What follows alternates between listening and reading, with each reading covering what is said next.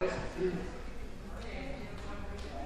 fin, nunca tiene uno la posibilidad de presentar a una persona como Enrique Ramos. Y para mí es un placer enorme que esté aquí hoy con nosotros. Primero porque, por si no lo sabéis, deciros, muchos lo sabéis, lo habéis conocido, que él ha sido catedrático de Filología Griega de la Universidad de Cádiz durante muchos años. Eso sí es un placer.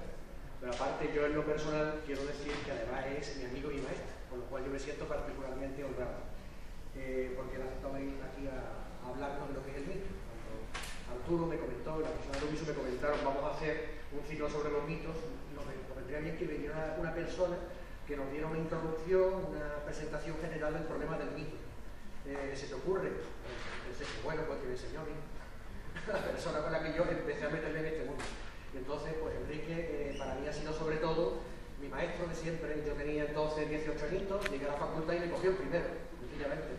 Yo iba asustado, llevaba el berenguer empollado. El berenguer, para los que no sepáis, es la gramática griega, porque yo no lo digo con el griego. Y entonces pues me cogió el primero y claro, pues aprendimos muchísimo. Yo sabía muchísima teoría, pero práctica poquísima. Así que me harté de trabajar ese año y para mí fue fundamental. Y después ya pues tuve también la suerte de tener 9 y cuarto en la asignatura de mitología. Con lo cual yo después, que os he dado mitología, muchos de los que estáis aquí, pues os sonará muchísimo todo lo que os voy a decir hoy, porque evidentemente uno vive de lo que ha aprendido de su maestro también. Por eso quiero decir, me gustaría que, aunque yo ahora hable un poco de lo que él ha trabajado, lo que él ha hecho, me gustaría que todo que tuvierais presente que él es ante todo un profesor universitario de verdad.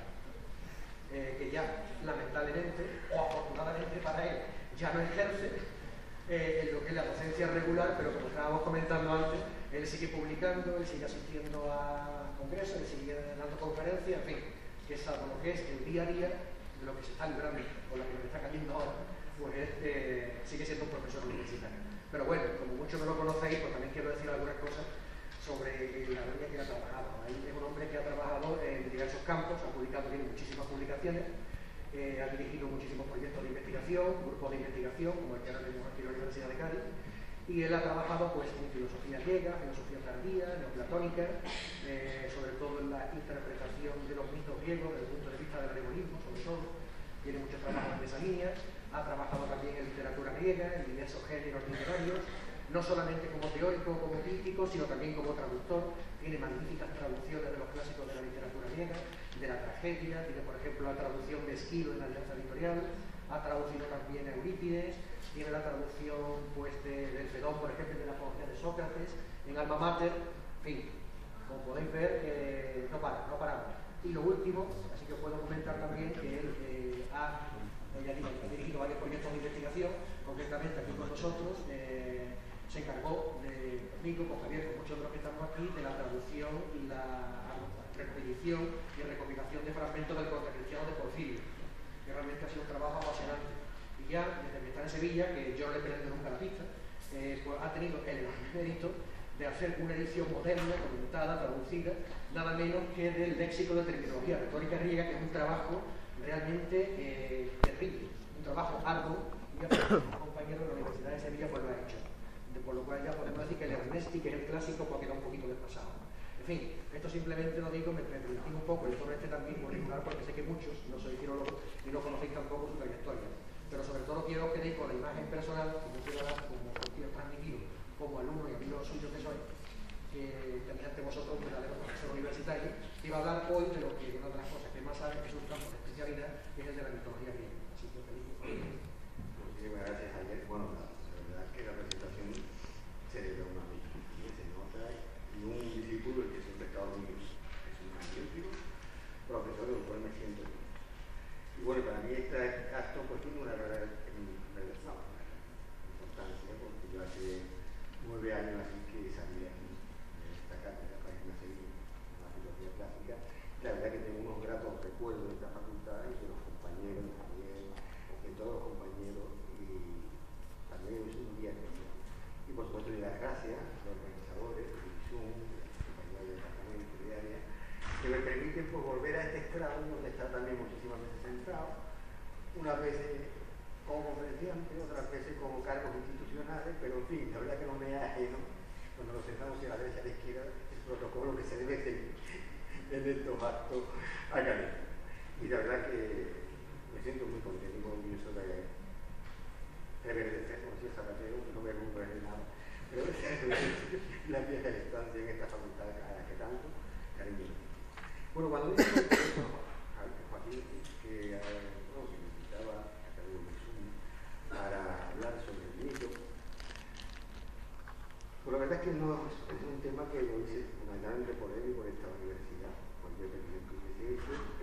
Y es un tema que a la entrada, que es el mito, cuando uno pongo filólogo clásico, puede parecer a cualquier persona que es una cosa muy fácil.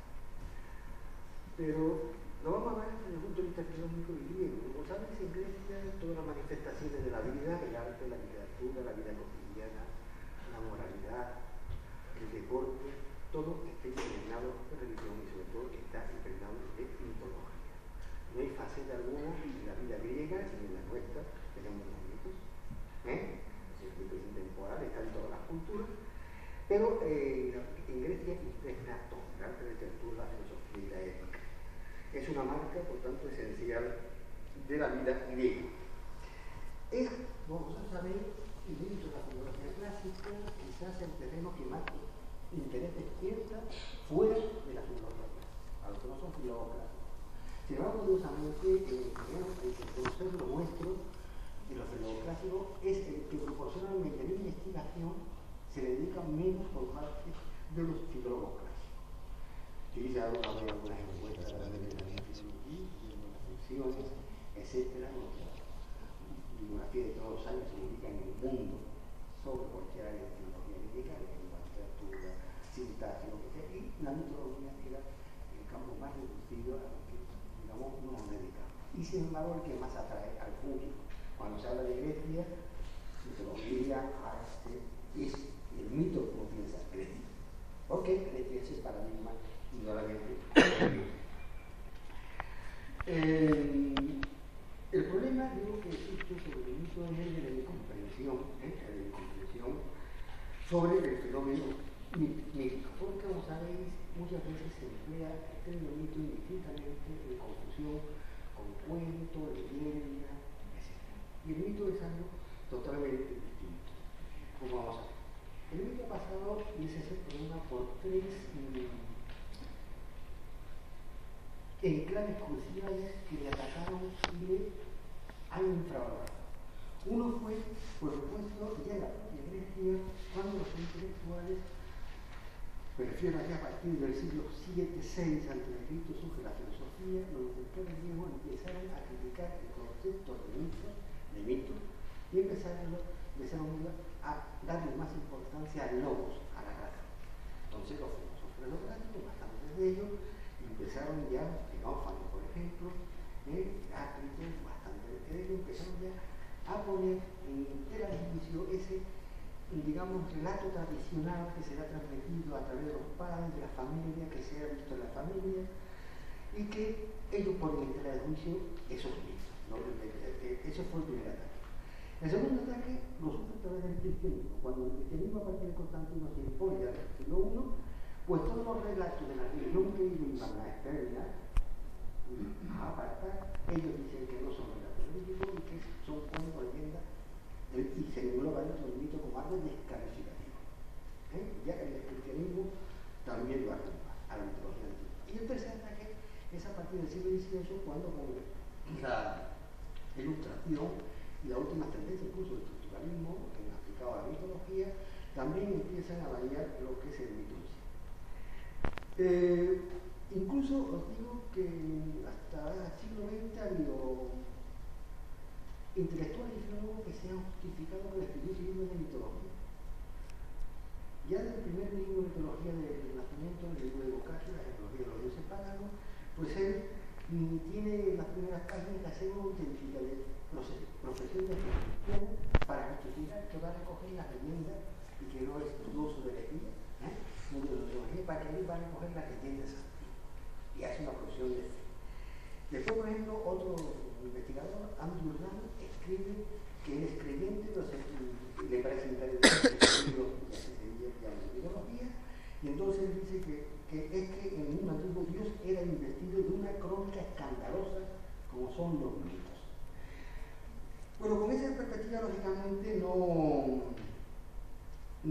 se puede apartar el fenómeno mítico. Lo primero que hay que hacer, digamos, para entender el mito es apartar las creencias de cada uno.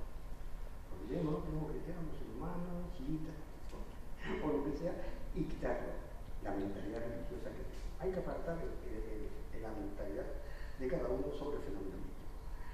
Claro, lo primero, y lo traigo ahí, el primer texto que tenéis, y antes de partir los textos Tú lo tienes ahí, yo a mí se me ocurría, como siempre, pues, si no sé de qué es el elemento, acudir al diccionario de la Academia.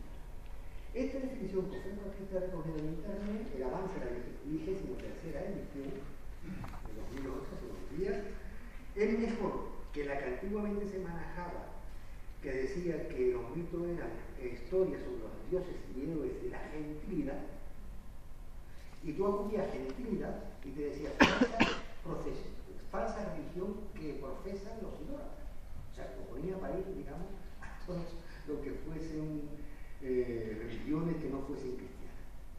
Hoy día, el avance se ha producido, y fijaros bien, que por el mito 1, escrito en letra más pequeñita para que no sean tantos folios, lo que quieren nosotros perder en vista. Mitos, dice el griego mitos, dice narración maravillosa situada fuera del tiempo histórico y protagonizada por personajes de carácter divino o heroico. Con frecuencia se interpreta el origen del mundo o grandes acontecimientos de la humanidad. Bien, fijaros bien que si miráis abajo, a continuación en el artículo enmendado, ya han quitado la segunda parte. Eso de con frecuencia interpreta el mundo, el origen del mundo o grandes acontecimientos de la, lo que por ahora de la humanidad, porque efectivamente los mitos no solamente son cosmogónicos, son morados, es muy diverso. Después dice 2. Historia ficticia o personaje literario o artístico que condensa alguna realidad humana de significación universal. En la versión corregida hay añadido a los detalles el mito de Don Juan, que es un personaje literario, pero que es un paradigma, es el autor de hombre y es el mito de Don Juan. Y después viene el 3 y el 4, pues también la sentido con que llamo la palabra mito, que si no lo resumo, que es un mito, porque es una persona extraordinaria, realmente merecida, un jugador de fútbol, un Messi, por ejemplo, es un mito, por un alto, que está de Madrid, y dice persona o cosa verdad de extraordinaria admiración y estima. Pero también, por el contrario, cuando vemos que es un grupo, una persona, decimos que es un mito, y dice persona o cosa a la que se atribuyen cualidades o excelencias que no tiene, o bien una realidad de la que cae. Y en esta definición de verdad, aunque sea insatisfactorio, vamos a ver, pero ya adelanto que no hay hoy día, 2011, ninguna definición que sea admitida por todos los estudiosos clásicos o no clásicos, y después vaya a haber una serie de definiciones distintas que son insuficientes, muchas de ellas, que hoy día no hay definición universal y válida para el fenómeno mítico, para lo que es el mito, no hay definición, eso lo apuntaba ya en el año 70, 1970, aquí, en el mito suplementario de funciones, y realmente hoy seguimos a 40 años vista con el mismo estado de la cosa. Bien, lo primero que uno, y fijaros bien que eso sí que yo no lo sé, esto lo han añadido ahora la academia. En el diccionario, yo no sé, si algunos no sabía que levante la mano. Dice, mito 2, dice, de origen desconocido, ave paseriforme, sin forma de ave pequeña, una especie de gorrión, dice, ave paseriforme de la familia de los pálidos, con plumaje blanco, negro y rosado y larga cola blanca y negra. Dice que es común en España, yo no sé ninguna, por eso yo, es común en España y vive en los bosques, donde construye nidos cerrados de forma inconfundida. Eso es nuevo totalmente. No sabía que existía un parado que se llamaba mito, esa sección. Eso lo hemos añadido ahora. Bueno, claro, si yo no sé y no tengo definición, los filólogos clásicos saben, tenemos la manía de decir, bueno, vamos a ver la palabra que etimología tiene, cuáles son los contextos en el que aparece, para hacer una idea. Y he traído dos textos, uno de los comienzos de la literatura griega, que es el texto de Homero primero, otro texto de la Ilíada, como sería uno que haya sido alumno de Cornell, seguramente, porque lo que nos dice la palabra mito dentro de los griegos mitos es que es palabra, relato, algo que se cuenta, algo que se dice, sin más connotación. Pero bien, en la Ilíada 9, 442-43, palabras de Fenia Aquiles. Por cierto, ahí en esos textos veréis una legible, pero el problema, de ordenador al ordenador, y se ha quitado la palabra y no ha salido muy bien en esos dos textos. Dice, palabras de Fenia Aquiles. Por eso me mandó, dice Félix a Aquiles, me mandó para enseñarte todo esto, dice Félix, el maestro al discípulo Aquiles, hacer de palabras, que ahí sería mizon, ¿entendéis? La palabra mito, mizon, hacer hombre de palabras, orador hacer de palabras orador y de hazañas ejemplo. Y emplea el término palabra mismo. Y en otro texto se habla de Polidamante, un guerrero del canto 18, y dice, era camarada de Héctor y nacieron en la misma noche, pero el uno con la palabra, y el término que se llama mízoisis, por un término mízois, pero el uno con palabras y el otro con la lanza, con mucho se llevaba la gloria. Por tanto, no voy a traer, porque si leéis los léxicos griegos veréis que mizos opone a Eregon, palabra acción, una cosa de palabra de derecho, en ese sentido, palabra de derecho. Pero después ya notamos en textos ya clásicos que hay una diferencia sobre todo en la filosofía. Hay un texto clásico de Platón, lo tenéis en el número 3, de Protágoras, donde Protágoras le dice a Sócrates, no rehusaré a ello, dijo él, pero os lo muestro como un viejo que soy, dice Protágoras a Sócrates, hablando a los hombres, bajo la forma de un mito, o bajo la forma de un razonamiento explicativo, logos, razón, pensamiento. Claro, ¿veis? Y después, Protágoras emplea y a continuación y cuenta el mito de Prometeo. Es decir, ahí ya veis que hay una diferencia muy grande. Platón opone mitos a logos. El mitos es un relato que no aporta pruebas, que se declara libre de compromiso, que se evidencia por sí y que no necesita explicación. Yo te cuento a ti, Atenea, o los amores de Zeus, o Medea, y tú no me puedes preguntar, ni hay pruebas para decir por qué eso es así. No es como el historiador que pueda acudir a una documentación, a unos restos arqueológicos. ¿Quién prueba los amores de Zeus? ¿Quién prueba los amores de Hera? Eso no. O las hazañas del arte que tuvo por aquí. Es un relato que se cuenta, que no ofrece demostración, que se evidencia en sí por sí, y que no se puede dar argumento lógico. Entonces, claro, un griego sabía muy bien eso, porque, por ejemplo, en los géneros literarios, bajo el término mito, engloban a la fábula, engloban, por ejemplo, a las obras de ficción, a los argumentos de obras de ficción, a la tragedia. Esos son mitos. Pero sin embargo, un tratado de filosofía o un tratado de historia nunca le llaman mito. Se llaman logógrafos o lo que sea. Un tratado científico, un tratado filosófico, es un logos, porque es un relato que puede dar razón, le puede pedir al autor explicaciones y te lo puede demostrar. ¿Entendéis eso? Mientras que un mito, tú por mucho que le preguntes a un mitólogo o un mitógrafo por qué Atenea da un golpe y sale un olivo, por eso te hace una película. La de periodista y hace una cierta explicación. Pero en fin, esa es la diferencia de los griegos no tienen. Y es que bajo el término logo, que es el argumento explicativo que puede dar razón y explicación de por qué las cosas, un tratado matemático, un científico, un tratado de medicina, algo de ciencia, la filosofía misma, esos son logos. La historia puede demostrar que la guerra de Peloponeso empezó en 431, puede mostrar que terminó en 304, un historiador.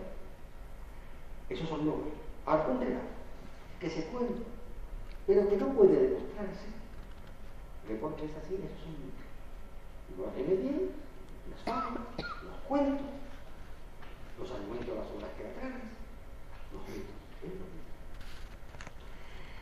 Yo decía que las definiciones, hoy día no sé qué definición alguna sobre Bani universal, sobre lo que es un mito. Yo diría sinceramente que cómo distinguir un mito de otro tipo de relato. Porque eso es como hacía, y dice con razón también aquí en el libro sobre el mito y sus funciones.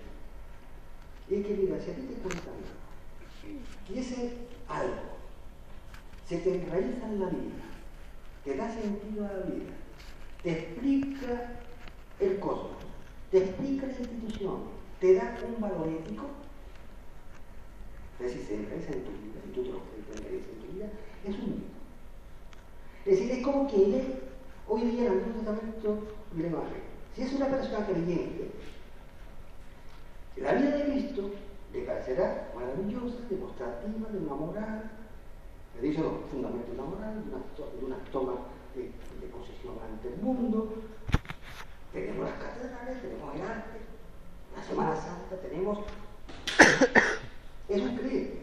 Ahora, hoy en día, que vamos a hacer el laicismo, todas esas cosas se convierten en cuentos o leyendas. No lo sé. Entonces, la actitud que tú adoptas de ese relato, si tu vida se funde con ese relato y se plasma en tu orden interior, en la cultura de un país, ¿entiendes? En un sistema ético, en un sistema de valores, es un mito, pero positivo, ¿entiendes?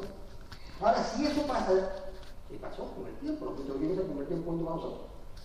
Con el paso del tiempo nos puede pasar a nosotros exactamente igual. Y llega un momento en que los valores que tenemos, que se fundamentan en la religión occidental, en el judaísmo y el cristianismo, si eso deja de, y nos suena a cuentos chinos, ¿entendido? ¿No? Entonces ya, es decir, que hay intercambio, cuidado, no todo lo que es mito no puede pasar a fábula o leyenda, y al revés. El que sea bonista, pues la vida de Abraham Kumar y todas estas cosas, pues, o Buda, pues, se convierte en un elemento esencial, y para que yo no soy un para sus cuentos. ¿Entiendes? Entonces, si tu vida se funde y la cultura se funde y explica tu mundo, tenemos los 6 días de la creación del mundo, nuestro sistema se basa en los valores del cristianismo, del sermón de la montaña, creemos la crucifixión de Cristo, creemos la resurrección y creemos nuestra propia resurrección, si eres creyente. Eso es un mito positivo. Si yo no soy creyente, va a ser un cuento, una novela.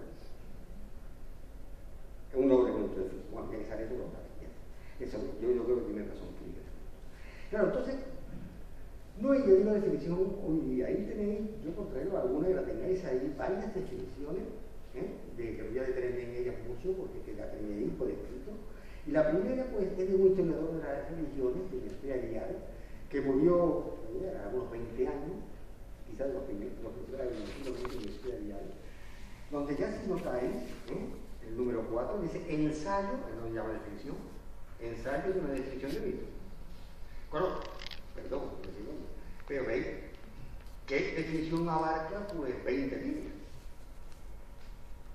Pues ahí destaca, dice, sería difícil encontrar una definición. Empieza a contar, después dice, al primer párrafo, que va a dar una que le parece la menos imperfecta, o sea, que no la da por seguro.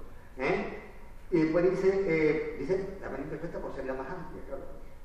Así que una definición que vamos.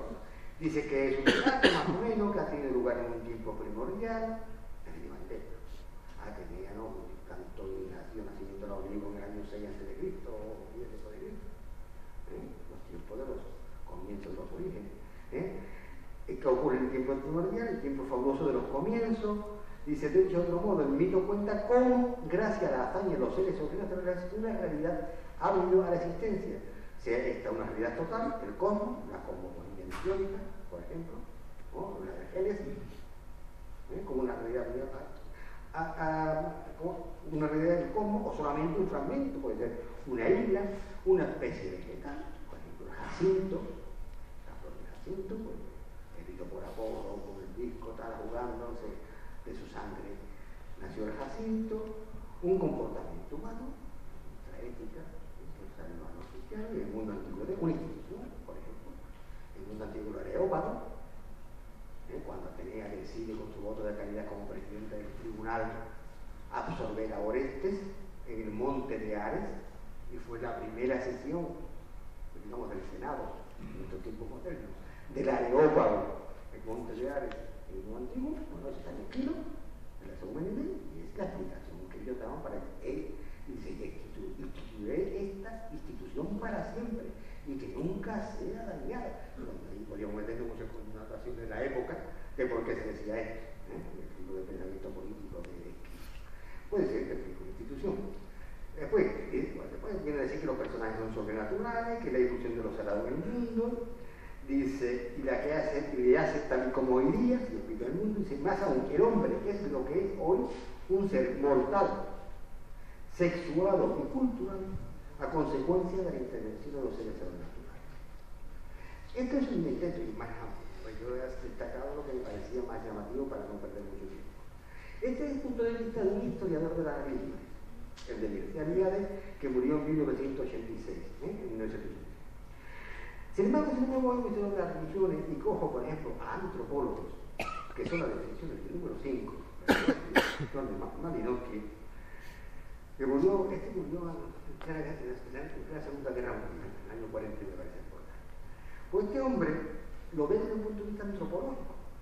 Dice, enfocado en lo que tiene de vivo, el mito no es una explicación destinada a satisfacer una curiosidad científica, sino un relato que hace revivir una realidad original y que responde a una profunda necesidad religiosa, a aspiraciones morales, a coacciones e imperativos de orden social e incluso a exigencias prácticas. Dice, en la civilización primitiva, el mito desempeña una función indispensable, fíjate bien, expresa, realza y codifica las creencias, expresa, realza y codifica las creencias, salvaguarda los principios morales y los impone, garantiza la eficacia de la ceremonia ritual y ofrece también las prácticas para el uso de los frescos como el cristianismo.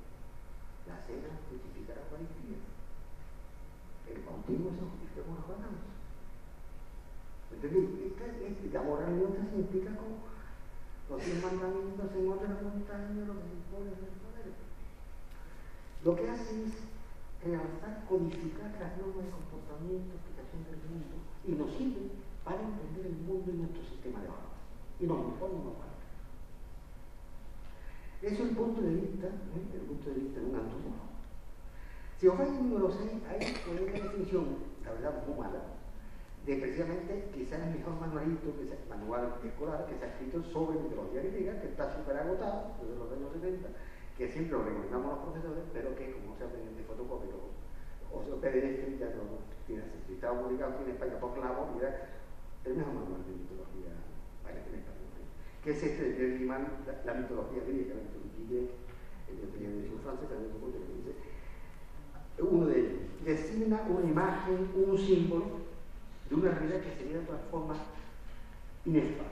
Este es simplemente simbolista, como veremos, alegorista, de Grima. Después, si os vais a las 7, encontráis las definiciones de unos psicólogos. Jung y Kerensky. Jung fue discípulo, un coetáneo y compañero de Freud. Y sabes, el primero psicólogo, voy a las definiciones, el mito es manifestaciones del inconsciente. Mito de tipo, complejo de tipo. ¿Me entendí lo que quiero decir? Eso, claro, la visión que tiene, es decir, que nosotros no creamos los mitos de la nada, sino que son, dice, manifestaciones de fórmula de los sueños, de nuestros complejos, y que nos surgen eso inconsciente, que nos surgen a través del mito. Deben decir, esos son los que dicen, para no leer lo que tenía ahí, unos psicólogos. Es que depende del punto de vista de quien te hace o aborda este fenómeno. A mí me gusta mucho el libro de psicología que salen, sobre todo franceses, que han interpretado mucho porque tienen la distracción, que no solamente te tratan del mito, sino que no te ponen nombres reales, pero te cuentan el caso de consulta. Y entonces dice la paciente X, y entonces resulta que su mito tiene que ver, entonces dice, su pensamiento, su problema de síndrome, tiene que ver con un mito clásico. Entonces desentrañan el mito clásico a través de los casos ridículos. A mí me gusta mucho esta gente tratan estos temas así, y la verdad es que es muy diferente. El mito de Atenea, por ejemplo, la virginidad, ¿no? Pues tratado pues como una paciente ahí que se le presenta y te presenta algunos problemas. O la canción de Urano y Gea y la castración. Bueno, son curiosos, son curiosos. Los franceses por eso son divertidos en la cultura de la es los números 7 que son los de Miguel y son psicólogos. Después va a ir, perdón, el libro de Rose, el libro de Rose, que es el número 8, es ya el libro clásico de mitología, que yo lo ponía súper agotado y que es el mejor que hay para manual de mitología griega, para lo alto. Está súper agotado, yo lo he conseguido de un profesor, lo fotocopiáis, él que vaya a llevar todo el año. Que dice, claro, dice, es el resultado de la operación de la imaginación ingenua sobre los hechos de la experiencia. La imaginación ingenua se explica la experiencia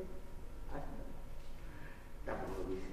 Después el 9, Wester, sobre la vida cotidiana de la Grecia clásica, en el 69, dice al final, es Dice, el verdadero mito es una explicación de algún proceso natural, yo sé, la lluvia, la tormenta, por hablar de Zeus, la explicación de algún proceso natural formulada en una época en la que estas explicaciones eran más religiosas y mágicas que científicas.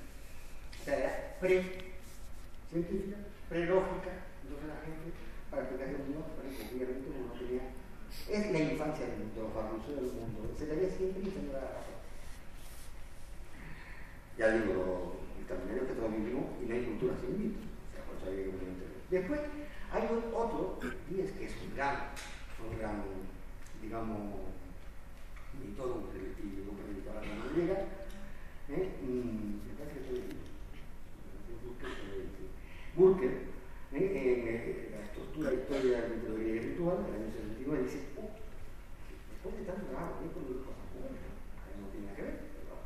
Dice, un cuento tradicional con referencia secundaria parcial a algo de importancia colectiva. Un relato de cuento que se aplica o se le da importancia para justificar, por ejemplo, una relación social, una institución o lo que sea. Yo le da más importancia de que entre ya en un cuento y se acabó. Después tenemos por final dos autores españoles. Uno está muerto y el otro está vivo. Fue número 11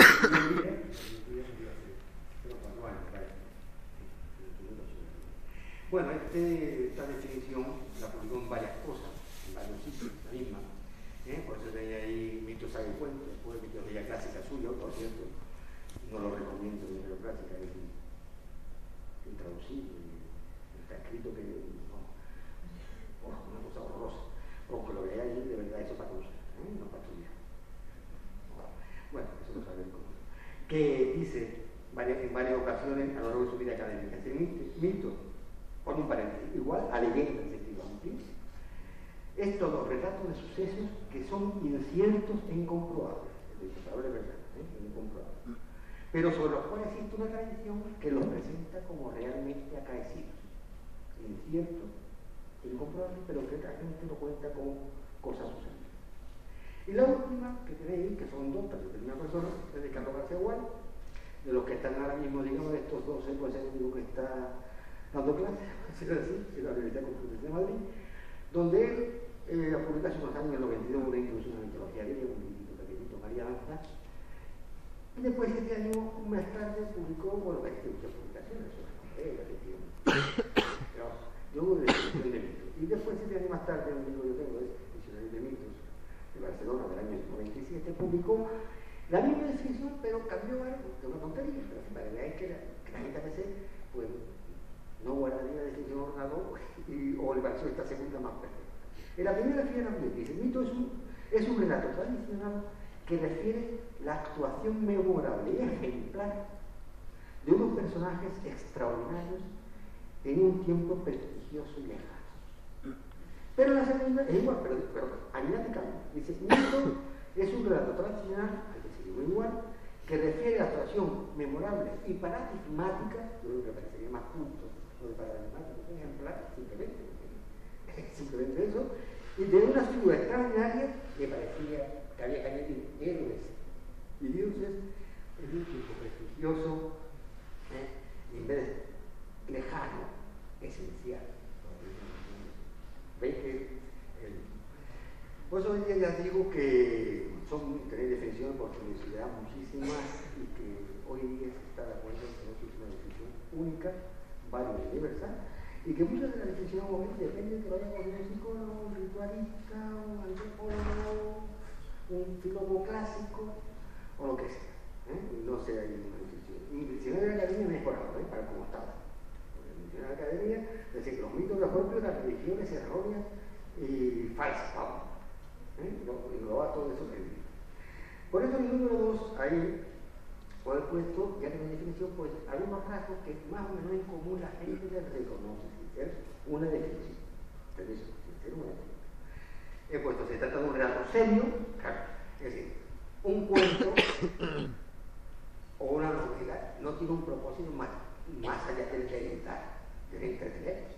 Eso no es un mito. Un mito tiene que tener una intención seria. Aunque nos parezca, no lo vemos, nos parece un mito. Eso no.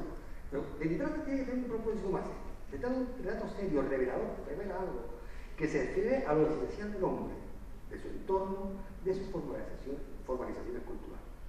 Se trata de algo que expresa una visión primigenia que la humanidad tiene de lo que le rodea, una visión primigenia de lo que nos rodea.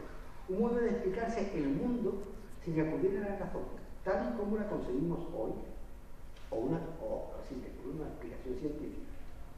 La ciencia, como sabéis, nace a partir del siglo VI a.C., con los presocráticos, etc. Cuando se pone precisamente a enterar de juicios mitos. Pero no lo creéis, que si no nos guiamos, lo que hacen los presocráticos es cambiar los nombres de los dioses, los primeros, y en vez de decir Atenea, ponen razón. En vez de decir Zeus, ponen fuego, hablando de los elementos. En vez de decir Poseidón, ponen agua, portales de Mileto. Entonces no. Y lo que hacen es poner en lenguaje profano lo que está en lenguaje sagrado.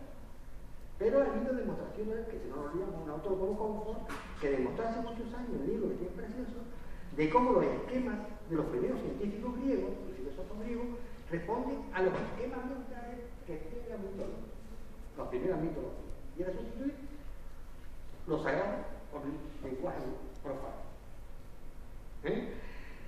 Dice el 4, el mito se propone hallar la explicación global, una cosmogonía, o parcial del cosmos y de las coordenadas que vive inmerso el hombre de todos los tiempos, explicando y operando a la vez en el universo humano por su valor paradigmático. Es decir, tú que haces eso, tú actúas en tu valor y en tu forma de actuación, como después veremos, de una manera determinada. Se trata de una tradición heredada. O sea, yo no me invento aquí. Se trata de una tradición heredada, que en su transmisión, y efectivamente según la literatura griega, puede verse modificada en cierto punto. Hay tradiciones antiguas, por ejemplo, una de ellas antigua, que tal vez me parecía antigua, no se ahorcaba, sino que antigua sí va a vivir con el novio, entre unos pastores y tenía un niño. Eso, fragmento de los trágicos griegos. Pero siempre esos cambios en la tradición siempre se permite, siempre que no pierda el mito su contenido global. Entonces, dentro de un año, si tú cambias mucho un mito, no, tienes que cambiarlo algo, pero que sea inteligible para la cultura dada. Oye, si tú a Cristo no lo matas, si lo que hace es irse a vivir con la Magdalena, pues eso lo transmite ya. Y en la tradición literaria, cuando tiene una tradición literaria como he ido cambiando federalmente a lo largo de la historia, etc. Y por el mito, el 6, el mito es intemporal, fuera del tiempo concreto de la historia. Y por último, si los protagonistas, como sabéis, son seres por encima de lo ordinario, cuyos actos se desarrollan en otro plano, en otro tiempo y según otros modos que la vida cotidiana. Los medios con que actúan los héroes como Heracles o Teseo pasó cuando mata un poquito de vecinos, no son los tuyos, los míos, cuando vamos de compramos, tenemos que prestarnos algo. Estos son rasgos más o menos, ya que no existe definición, que la gente más o menos pues se suele hacer. Y ahí tenéis después, a continuación, cierta definición, ¿cuáles son las funciones de un mito? Eso también está cogido de Kirk, este famoso libro de 2002, su unidad de funciones, sigue manteniendo. Los mitos tienen tres funciones, básicamente. Una función narrativa, es decir, el mito es una narración que nos despierta el interés y produce un placer estético. Efectivamente, hay muchos niños que leen mitología y no me entretienen. Los niños griegos, su cómic era la idea de la Odisea.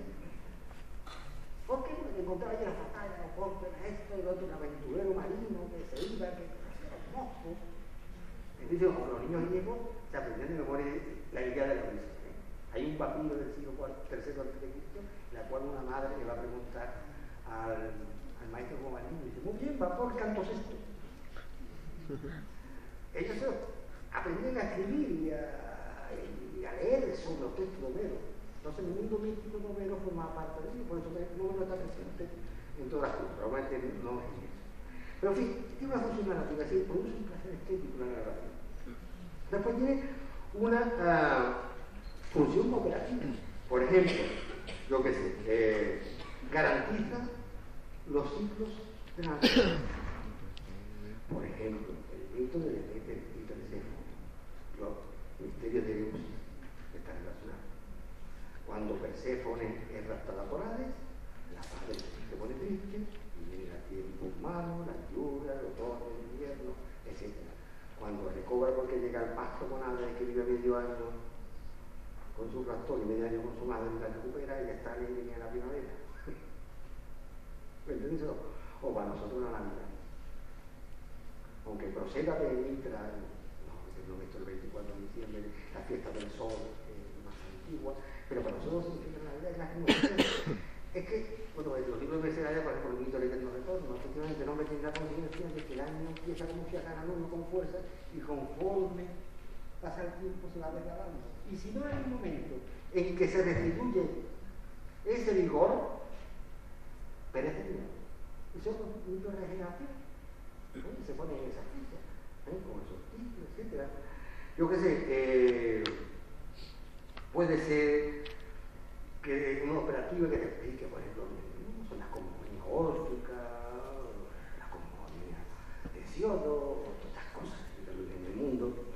Puede ser, yo puedo poner un ejemplo, vamos, de, por ejemplo, las monarquías, en que los reyes poseen deseos, la monarquía homérica, y de Micena.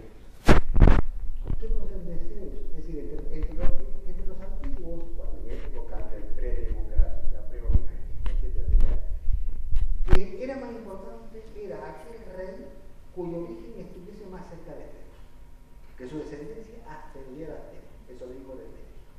Entonces, cuanto Aquiles o lo que sea, era Agamenón, cuanto más hijo de Zeus era, pues más rey era. Entonces, todos esos mitos de las familias reales que se entronizan con Zeus y todas esas cosas, la verdad es que tiene una función de darle institución a la monarquía. Conté antes el caso de la Europa, lo de Atenea cuando da voto de calidad para absorber a Orestes y se creó por primeras instituciones. La institución siguió viviendo en Atenas pues hasta la época helenística. Primero como un bastión oligárquico y después algo condicionado a la democracia, pero la institución atenea, ellos se lo creían así.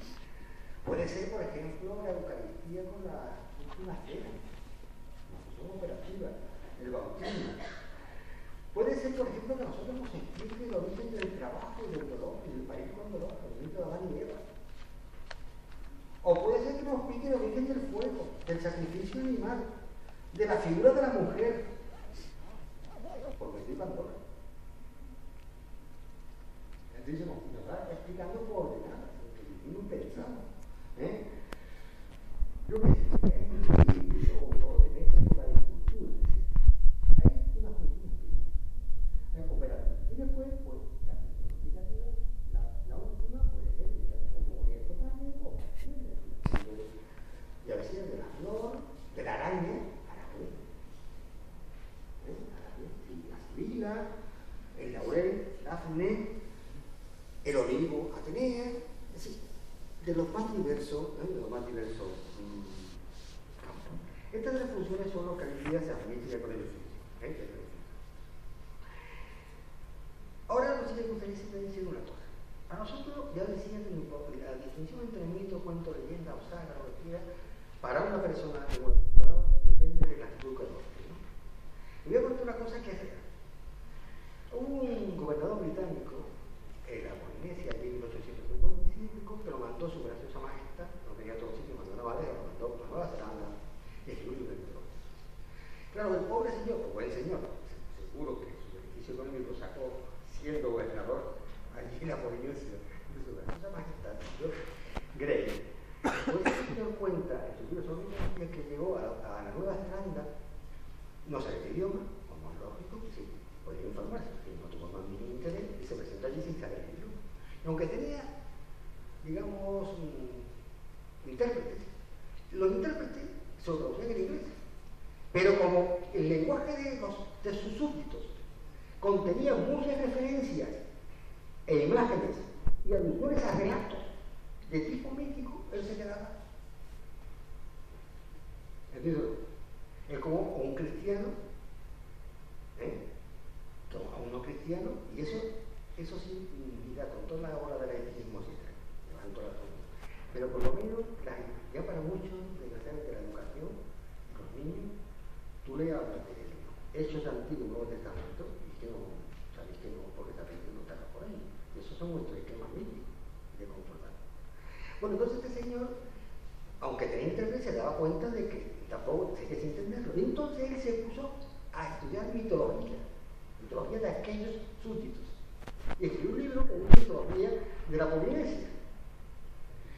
Por eso me pasaría, digamos, o me pasaría a mí, bueno, a mí menos, porque soy de clásica, pero en fin, a cualquiera de vosotros que aprendiera que quería un clásico, no estudiase mitología, os trasplantara en como las películas del túnel del tiempo, ¿no? A la Grecia del siglo V, siglo IV, siglo VI, supiese el griego, más de Berenguer, por supuesto, o estas cosas, pero encontraréis referencia a Urano, a Gea, a Atenea, a cuentos. Dices, ¿esto qué? O a un chino que lo metan a aprender español pero no conoce la cultura judeo-cristiana, que era otra. Muchas cosas no entendería. Pues como digo, no sé, eso es peregrinar por el desierto. Esto no sé qué, haciendo nosotros que hacemos referencia a nuestras cosas que hemos aprendido de niños tradicionalmente por nuestras familias o por el colegio. Pues igual le sucedería, digamos, a cualquiera que nos trasplantara a la creencia clásica. Y esa experiencia, digo, se daría hoy día. Ya no quiero mantener mucho, ya estoy muy interesado. Entonces, ante el fenómeno mítico hay muchas interpretaciones. ¿Qué es un mito? Bueno, la interpretación surge cuando se pone en duda el mito. Es decir, yo mientras creo en el mito, no lo pongo en duda. Claro, ¿qué sucede? Allá sobre el año 525 a.C., un Aedo, un cantor, que se ganaba la vida cantando a Homero. Se ganaba la vida cantando a Homero en el ágora, en los palacios, cuando visitaba la casa de los nobles, que era Teágenes de Regio. Pues, como en su tiempo ya existía la filosofía presocrática, había visto ya que muchos intelectuales previos de su época, en ese caso estaba Genófanes, pues estaban poniendo a enterar en juicio lo que narraba Homero y sus mitos, que Homero en la Biblia lo que Homero como la Biblia de Homero.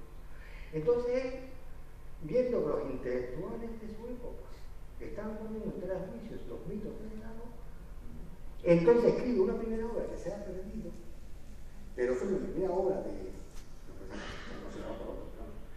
que eran dos fragmentos. Empezó a decir, no, es que el mito dice literalmente esto, pero no es esto lo que quiere decir Homero, lo que quiere decir, y te hacía una interpretación simbólica o alegórica.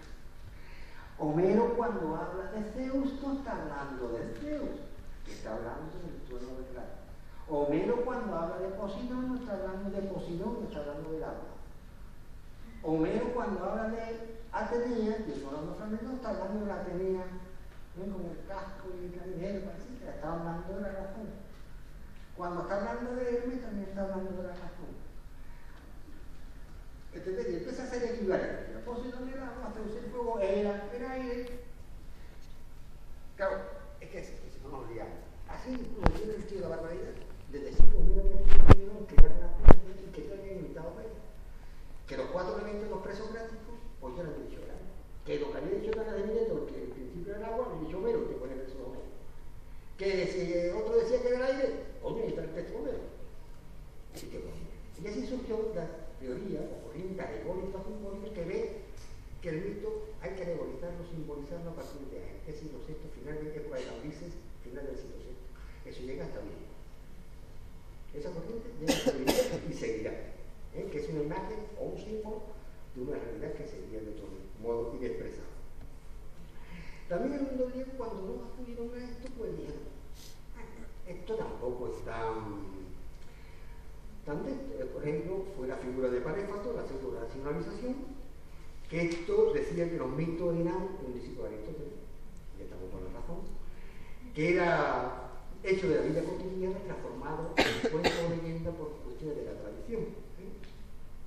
Y que, por ejemplo, pues yo sé, el Minotauro, nadie ha visto un Minotauro, ni cada hombre mira todo, sino que se trataba de los amores adúlteros, de la mujer de Mino, con un excelente hombre en el sentido físico, llamado Tauro, y que como producto de ese incesto nació el Minotauro. Y así podemos poner ejemplo de la vida cotidiana, que son hechos de la vida cotidiana que la gente ha perdido la razón y empiezan a dar vueltas y crean una leyenda como si fuese la religión de hoy día, ¿no? Con todas las historias, ¿no? Eso continúa también en la antigüedad. Después hubo otro, que si no se más o menos lo mismo, que fue Helene.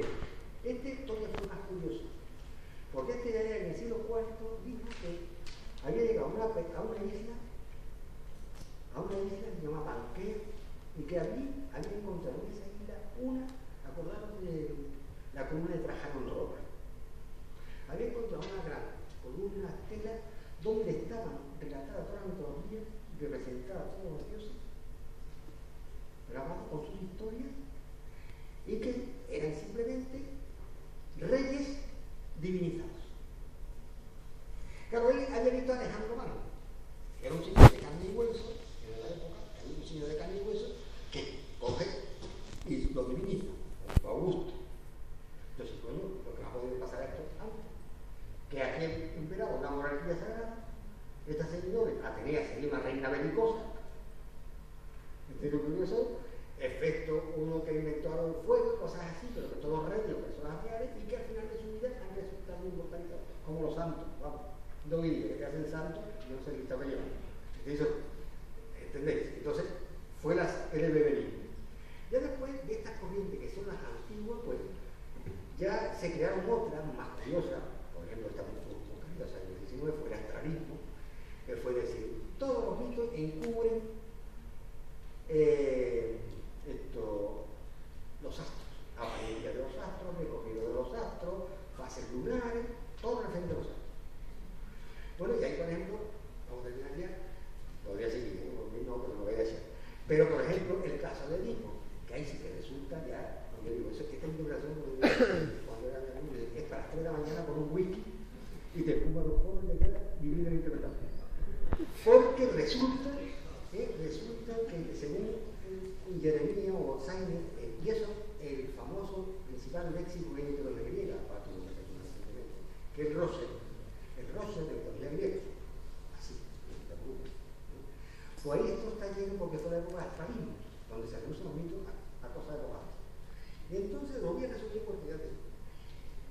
Resulta que, si no recuerdo mal, como sabía, Edipo mata a su padre, se casa con su madre.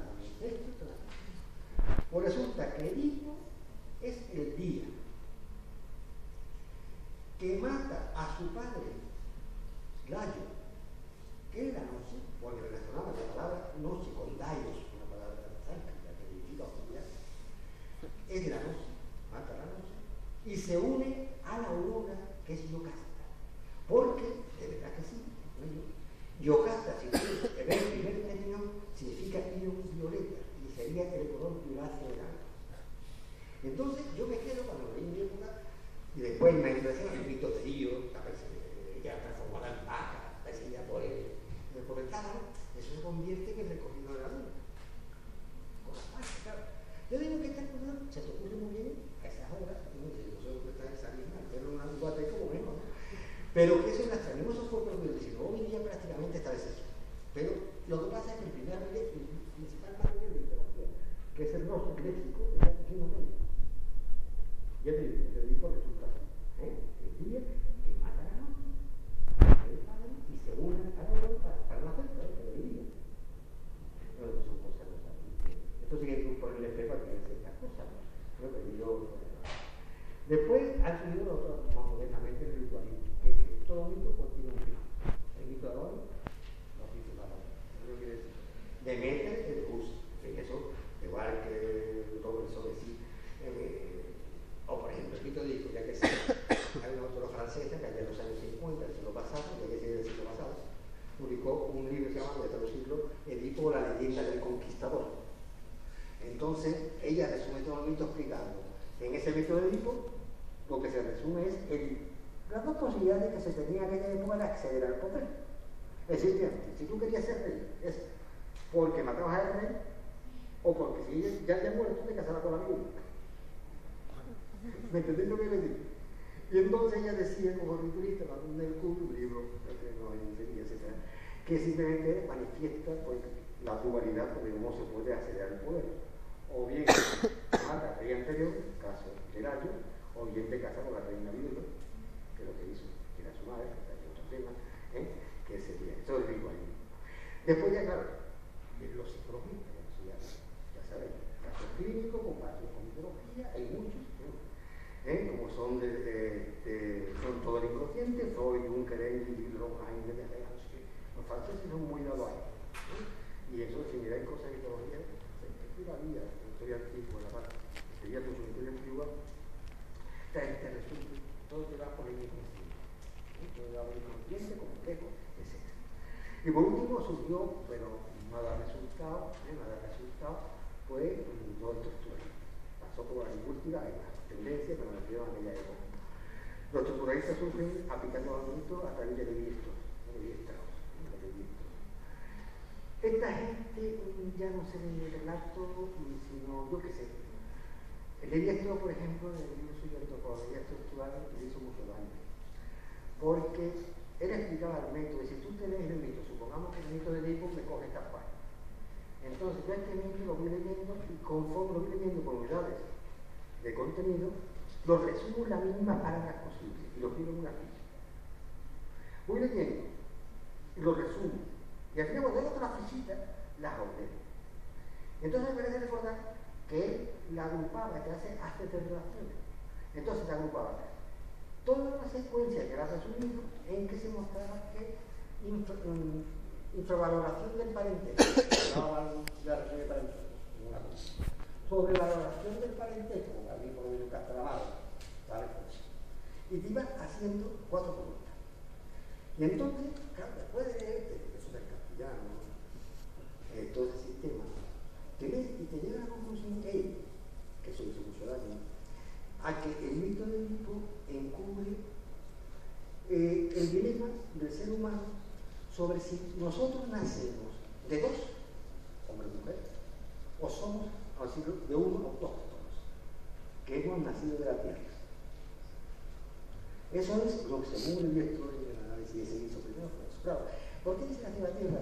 Porque si tú te fijas Edipo, él lo decía así, Edipo es el de los pies hinchados, o Edipo es hinchado. La placo, lo más próximo mismo es cojo. Oye, te lo estamos hablando. La placo, cojo. Layo torcido. Entonces dice que era como, si tú sujetas la tierra, cuando te vas creciendo y vas surgiendo como si fuese una encina, pues tiene dificultad al caminar. Bueno, la verdad, en esto después viene más estructuralista y también su masa. El problema consiste que en ese mito se discute si el hombre procedemos de 2, los hombres nacemos de hombre y mujer, o nacimos de la tierra, la pequeña esta con Jasón y todas Jasón, etc. Eso se ha seguido haciendo en España, por ejemplo, el Mejo todavía lo sigue empleando.